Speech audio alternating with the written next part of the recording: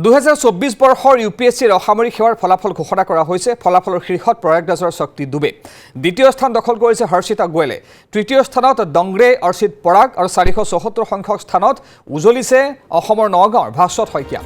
1009 গৰাকী পৰীক্ষাৰ্থী উত্তীৰ্ণ হৈছে এবাৰ ইউপিএছচিত। তালিকাৰ প্ৰথম 5 গৰাকীৰ 3 গৰাকী মহিলা। ফলাফলৰ পাছতে ND24ৰ সন্মুখত ভাস্বত শইকীয়াৰ প্ৰতিক্ৰিয়া।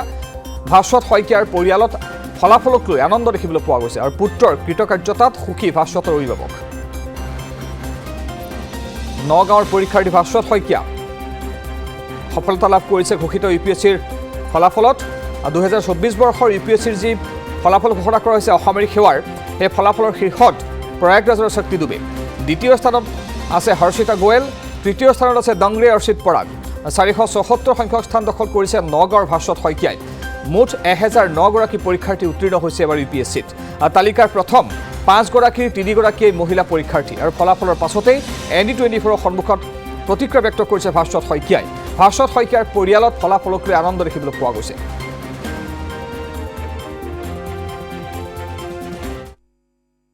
ভাল লাগিছে, মানে ধৰক নামটো আহিলে ভাল লাগে, ইউপিএছচি ক্লিয়াৰ হোৱা বুলি ভাবি পেলাই ভালে লাগিছে।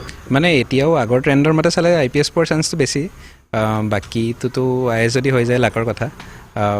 বাকীখিনিতো চাওঁ ছাৰ্ভিচ এল'কেশ্যন যেতিয়া হয়। প্ৰথমতে মোৰ মতে ইণ্টাৰেষ্ট ডেভেলপ কৰিব লাগে। মোৰ পঢ়াত অলৰেডি ইণ্টাৰেষ্ট আছে, ছাবজেক্টকেইটাতো অলপ দিন লাগিলে ইণ্টাৰেষ্ট ডেভেলপ কৰোঁতে। তাৰপিছত তেতিয়া কষ্টৰ নিচিনা নালাগে আৰু এবাৰ ইণ্টাৰেষ্ট আহিলে পঢ়ি থকাটো ফূৰ্তিৰে বস্তু হৈ যায়। পঢ়াৰ ক্ষেত্ৰত গোটেইখিনি ছাপোৰ্ট পাইছোঁ। মাহঁতে মানে গোটেইখিনি খেয়াল ৰাখে, খোৱা বোৱা হওক বা মেণ্টেল হেল্থ হওক বা যিকোনো বস্তু সদায় they have been with me, consistently support কৰে। পুত্ৰৰ সফলতাৰ কাৰণে বহুত ভাল লাগিছে। সি একেলেঠাৰ ইউপিএছচি 3বাৰকৈ ক্লিয়াৰ কৰিছে। এইবাৰো সি অসমৰ ভিতৰতে সি মানে স্থান লাভ কৰিছে। বহুত ভাল লাগিছে, বহুত ভাল লাগিছে। যিহেতু ইউপিএছচিটো যথেষ্ট টাফ পৰীক্ষাই হয়, গতিকে এইবাৰ 3 নম্বৰবাৰ পাইছে, মানে প্ৰতিবাৰে যিহেতু সফল হৈছে, এইটো এটা মানে বহুত ভাল লগা কথা। 3বাৰেই মানে 3বাৰেই পাইছে, 3টা এটেম্পতে 3টাই পাইছে।